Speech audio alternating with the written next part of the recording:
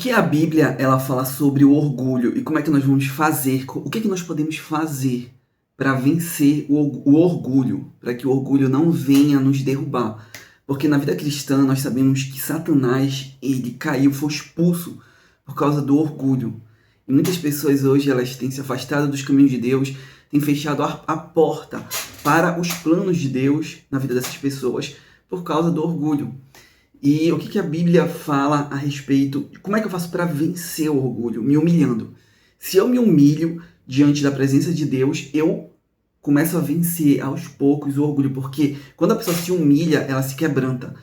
Se eu me humilho diante de Deus, considero os demais superiores a mim mesmo, como está na Bíblia, que eu já vou ler, eu começo a quebrantar o meu coração. Ou seja, a terra boa, a Bíblia diz sobre umas sementes que foram plantadas. Foi o homem, foi semear as sementes, né? O homem é Jesus, ou então pode ser uma pessoa pregando o evangelho, porque a semente é a palavra de Deus.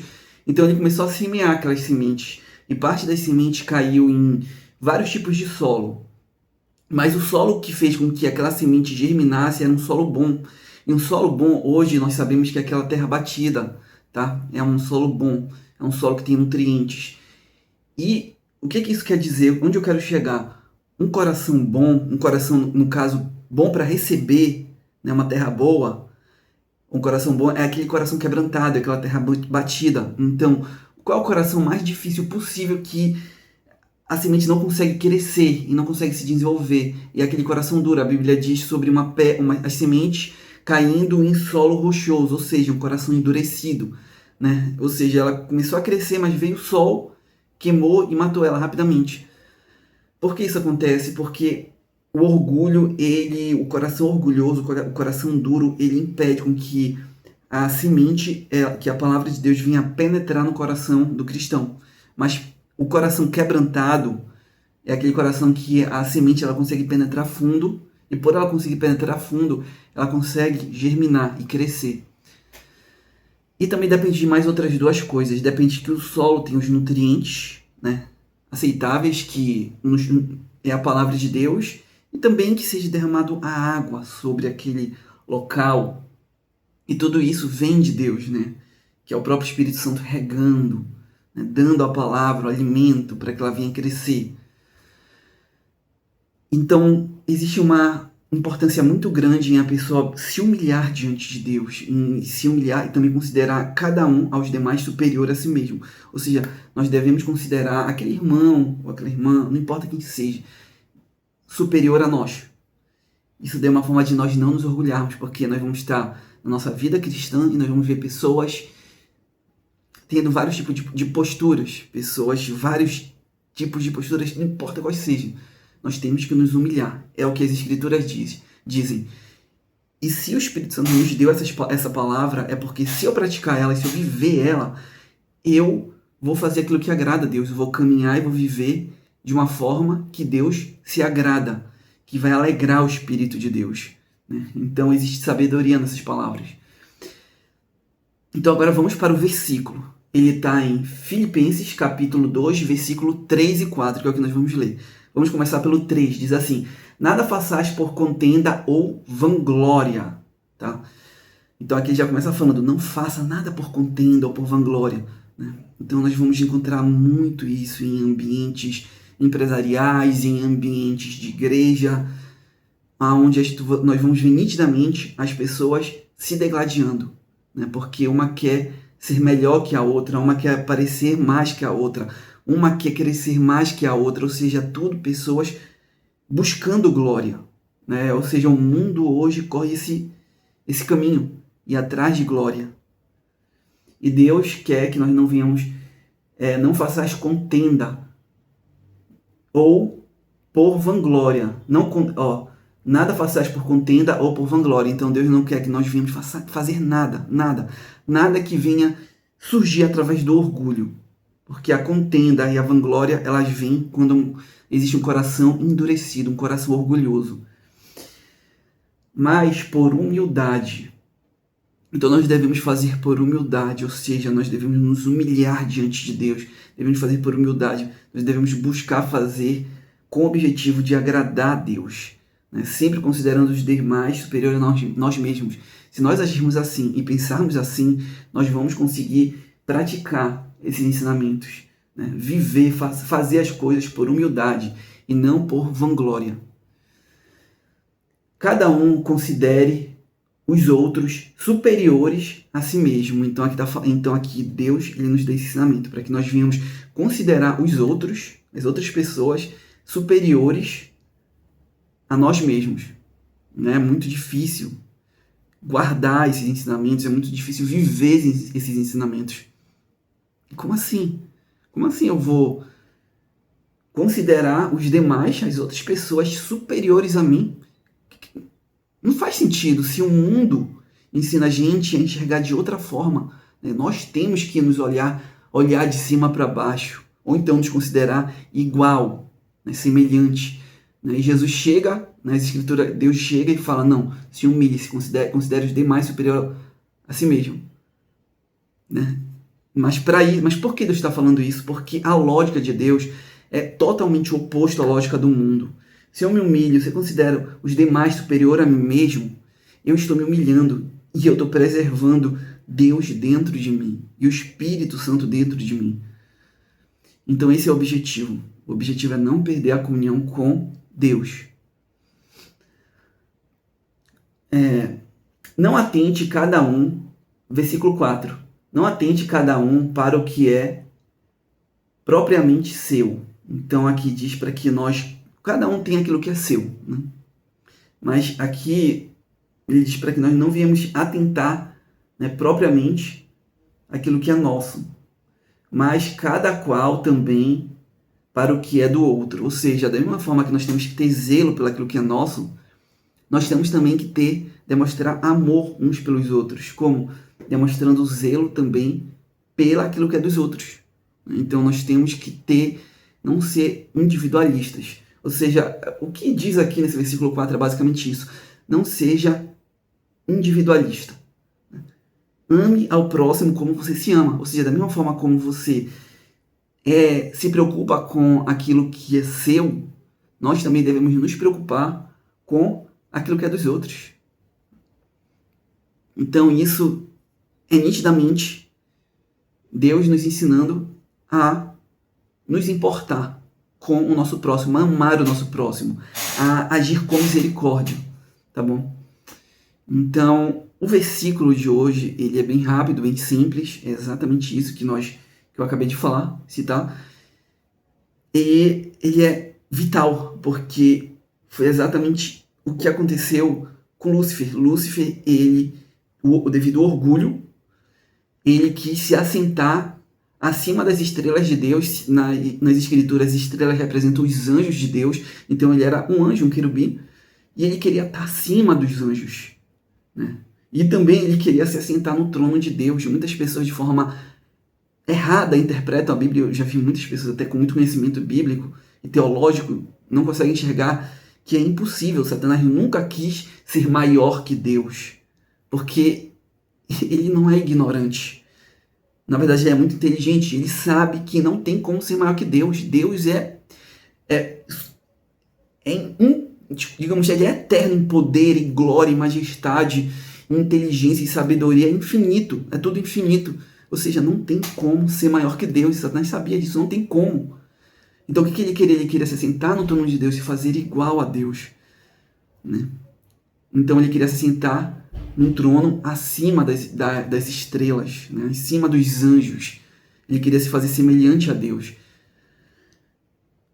E eu vou um pouco mais além, eu vou falar algo que muita gente, que a maioria das pessoas não sabe, mas foi um entendimento que o Espírito Santo me deu. Na verdade, Satanás, ele sempre quis ser igual a Jesus Cristo. Ele sempre teve inveja de Jesus. E ele sempre quis ser semelhante a Jesus, porque quem se sentou no trono de Deus foi Jesus, né? Foi Jesus. E Satanás queria se sentar lá. E a Bíblia diz que Satanás, ele era perfeito em todos os seus caminhos. Está na Bíblia, só ler. Ele foi perfeito em todos os seus caminhos. E é interessante que Jesus Cristo também era perfeito em todos os seus caminhos. Só muda que aquele trono era reservado para o Filho de Deus, para Jesus, né? Aquele querubim, que era Satanás, Ele era da guarda, ele era o querubim da guarda. Então ele tinha que entender a função dele, o local dele, mas ele não entendeu. Ele se orgulhou e quis usurpar o lugar de Jesus Cristo. E quis se assentar no trono de Deus. Ele não queria se sentar no trono acima de Deus, porque ele não sabe que não tem como ser maior que Deus. Mas ele queria ser semelhante a Deus. Ou seja, ele queria ser Jesus. E é isso que as pessoas não entenderam. Depois, um dia vai vir um anticristo. Né? Um dia vai vir um anticristo. E o anticristo nada mais é do que uma pessoa, uma figura que vai surgir, que vai se passar pelo Cristo, pelo Messias. Ou seja, tá na cara, tipo assim, tá tudo tão óbvio. Né? O objetivo de Satanás, ele foi expulso do céu por inveja. Ele queria ser esse Messias, tanto que ele vai levantar o seu. Né? Então, mas tudo começou quando o orgulho veio. Né? Ele quis ser semelhante a Jesus. O orgulho tomou conta dele. Ele queria se sentar naquele trono que pertencia ao Filho de Deus, ao Filho único de Deus. Deus só tem um Filho, que é Jesus. E aí o que acontece? Satanás hoje ele engana as nações, engana os povos, gera diversos tipos de religiões, idolatrias a pessoas, a seres humanos, a imagens, a ídolos, ou seja lá o que for. Tudo começou com o orgulho, quando ele não se humilhou diante de Deus e não aceitou a sua posição, mas quis ser o maior, o melhor, o número um. E ele não tinha capacidade e condições para isso. Deus deu para ele um determinado local e falou: esse aqui é o teu local, querubim da guarda. Mas ele queria ser semelhante a Deus. E tudo começou com um coração orgulhoso, com orgulho. Na Bíblia fala sobre o Leviatã. O Leviatã representa Satanás. O Leviatã está naquele, digamos, ele é o grande dragão, o grande monstro dos mares. O mar representa as nações, os povos. O Leviatã representa Satanás, é aquele que comanda, né, os mares, os povos. E ele agita, né, o Leviatã ele agita os mares, deixa os mares agitados, né, os povos agitados.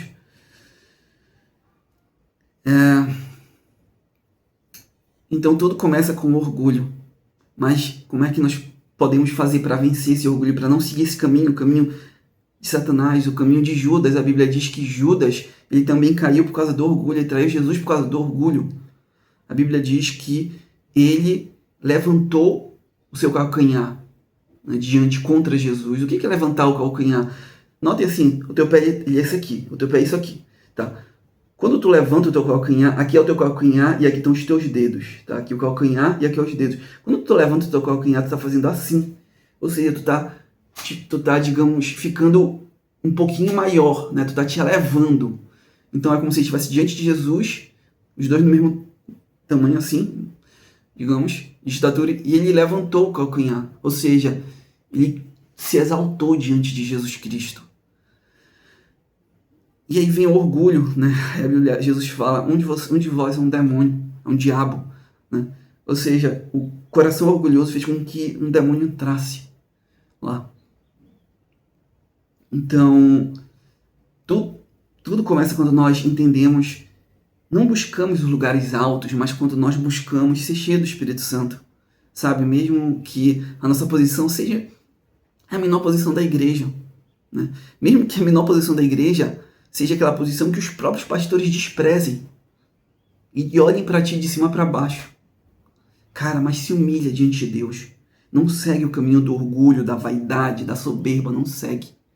Se humilha, protege o Espírito de Deus e essa comunhão dentro de ti, que é o mais importante. É o mais importante, é o mais sagrado que existe. E é aquilo que o mundo tem rejeitado. Então, por hoje, nós vamos finalizar por aqui a nossa palavra, os ensinamentos de hoje.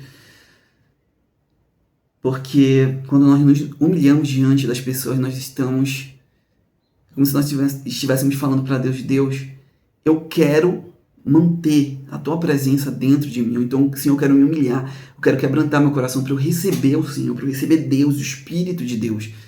Um coração quebrantado jamais desprezará Deus jamais, né, é o que o Davi fala, jamais desprezará. Ele jamais irá desprezar a Deus e Deus jamais vai rejeitar um coração quebrantado e contrito. Jamais. E um coração quebrantado e contrito é aquele coração que aprendeu a se humilhar na presença de Deus. Então, se humilhem diante de Deus. E é muito interessante que no Antigo Testamento, toda vez quando os povos iam atacar, cercavam Israel, Israel era o fim de Israel, e eles se humilhavam. Deus via eles se humilhando e lutava as batalhas deles e as guerras deles. Né? Porque Deus, ele é um Deus misericordioso. Um Deus misericordiosíssimo, um nível de misericórdia que a gente não consegue entender. E agora eu vou orar. Eu vou finalizar orando para que Deus venha nos dê esse coração quebrantado, contrito e humilde, tá? Senhor Deus, eu peço que o Senhor venha nos quebrantar, venha nos fortalecer espiritualmente, venha nos guardar, venha perdoar todos os nossos pecados, todas as nossas falhas, todas as nossas transgressões, Senhor.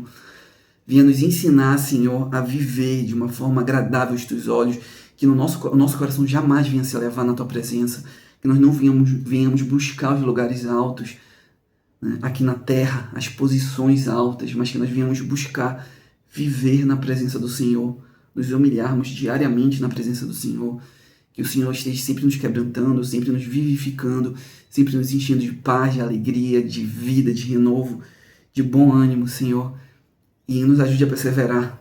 Tira das nossas vidas tudo aquilo que não te agrada, arranca, Senhor, para que nós venhamos ter uma mente saudável diante do Senhor e fortalecida.